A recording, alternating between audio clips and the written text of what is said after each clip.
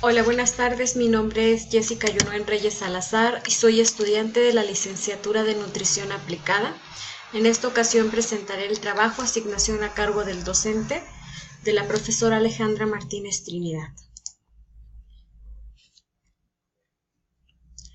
Bueno, este trabajo contiene una línea del tiempo en donde yo fungiré como una nutrióloga para poder explicar la línea del tiempo de los métodos de conservación a través de la historia, así como dos mapas conceptuales, los cuales implementan los métodos de cocción y métodos de conservación de los alimentos, que se van a ir desglosando poco a poco para el mayor entendimiento hacia las personas a las que se les dirige.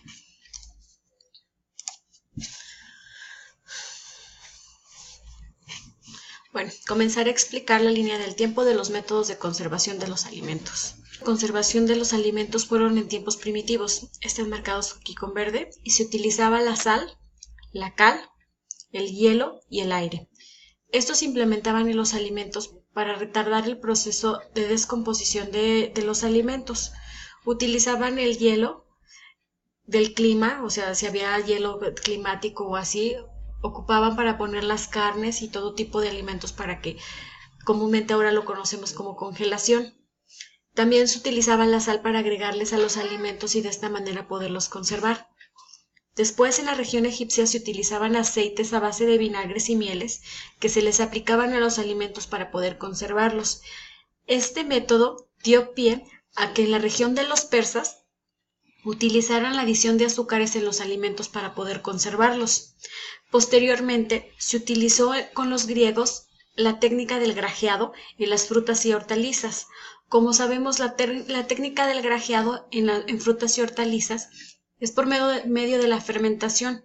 En la fermentación se obtienen otros tipos de alimentos, como lo son el vinagre o por ejemplo el kéfir, que se le conoce el kéfir de piña, o mejor conocido como tepache, que es un método de grajeado, por ejemplo en este caso de la piña. En la antigua Roma se le aplicó por primera vez el dióxido de azufre al vino para poder conservarlo. Posteriormente, anterior del siglo XV, se implementó la realización del empleo del adobo en las carnes. ¿Para qué? Porque se dieron cuenta que el realizar el adobo con carnes hacía que los alimentos retardaran su proceso de descomposición, entonces por eso se empezó a implementar como método de conservación el adobo. Después pasamos al siglo XVIII. En el siglo XVIII apareció uno de los primeros químicos conservadores, que es el bórax, que se utilizaba en diferentes tipos de alimentos para poder conservarlos. En el siglo XIX fue en el siglo en donde se dio un giro y un salto enorme hacia los métodos de conservación de alimentos, ya que apareció la pasteurización y la aplicación de los sulfitos a la carne, así como el descubrimiento del papel que tienen los ácidos orgánicos como el salicílico, bórico, entre otros, para poderlos tomar como métodos de conservación. En este caso, la pasteurización la abordaremos más adelante en los métodos de conservación por calor. Bueno, esto fue cómo fueron evolucionando los métodos de conservación a través de la historia.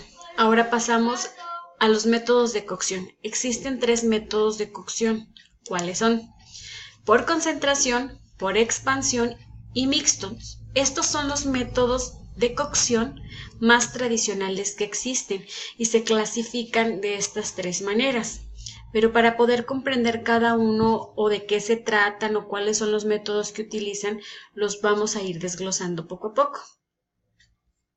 Bueno, tenemos aquí el método de cocción por concentración, que es la aplicación de elevadas temperaturas de un alimento, lo cual permite que se conserven la mayor parte de sus jugos, sabor y propiedades nutritivas de los alimentos, es decir, que todos los nutrientes se conserven de manera adecuada lo más posible. Y sus métodos que ocupan son el asar, emparrillar, saltear, freír, risol, risolar, ebullición, hornear y al vapor. En estos dos últimos, como lo podemos ver, en el vapor se utilizan las técnicas del escaldado, escalpar y blanquear. En los métodos de hornear se pueden utilizar en base a baño María, papilote, microondas o costra comestible, y el papilote es la costra no comestible. En los métodos por concentración se pueden perder algunas propiedades proteínicas, en el caso, por ejemplo, de freír y de emparrillar y de asar. También en el método de ebullición se pierden algunos nutrientes si el caldo en el que son sometidos los alimentos no es consumido por las personas, mientras que por el vapor, hornear, risolar o saltear no se pierden casi ningún tipo de propiedades nutritivas, si acaso se perderán algunas vitaminas o minerales. Bueno, vamos a pasar al método por expansión. Este parte de un líquido frío. Este líquido frío se le va aplicando calor gradualmente, lo cual produce que sus jugos, sabor y aroma se intercalen, o sea, se combinen, pues, para que se entienda, generando un líquido de cocción en el cual este líquido debe de ser comestible. ¿Por qué? Porque ahí quedan algunos nutrientes. Sus métodos son, como lo mencioné anteriormente, partiendo de un líquido frío, gratinar, confitar y glasear. Bueno, pasamos al método de cocción mixta. El método de cocción mixta combina las dos anteriores, solo que empieza empleando el método por concentración, mejora el alimento y termina en método de expansión. Por tal motivo, sus métodos son cocción al vacío, guisar, sudar, estofar, sofreír y brasear.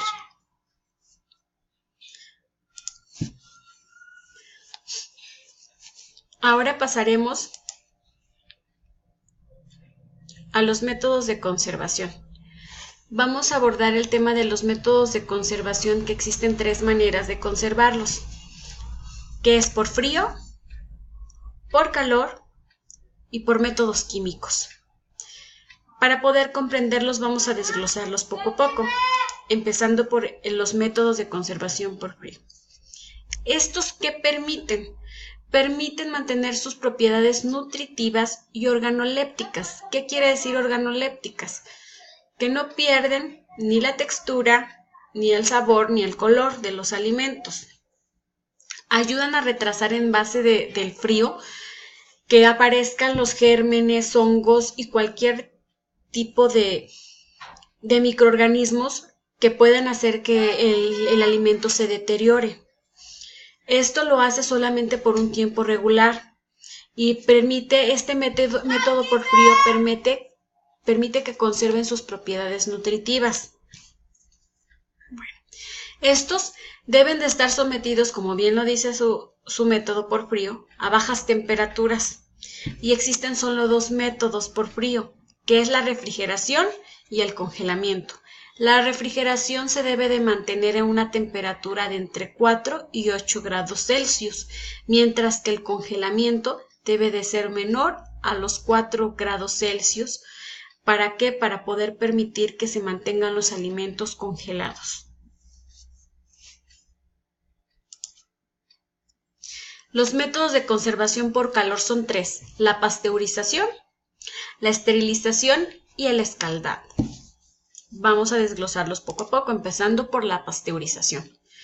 La pasteurización, consiste en la destrucción térmica, o sea, por calor, de los microorganismos de los alimentos con el fin de conservarlos durante algún tiempo, porque no duran demasiado tiempo en base a este método de esta pasteurización. Los alimentos que son sometidos a esta pasteurización son la leche, cerveza, jugos y algunas pastas que están elaboradas a base de queso, como son los lácteos también. Estos requieren refrigeración debido a que los productos se modifican y siguen sus modificaciones tanto físicas como bacteriológicas. ¿Qué quiere decir esto? Que solamente la pasteurización hace que nos duren muy poco tiempo y siguen su proceso de que la aparición de bacterias, que vuelvan a aparecer las bacterias y se descompongan de manera paulatinamente los alimentos. Estos se deben de mantener en refrigeración a 4 grados Celsius para mantener la pasteurización a los que fueron sometidos. La pasteurización se realiza de 60 grados Celsius a 90 grados Celsius.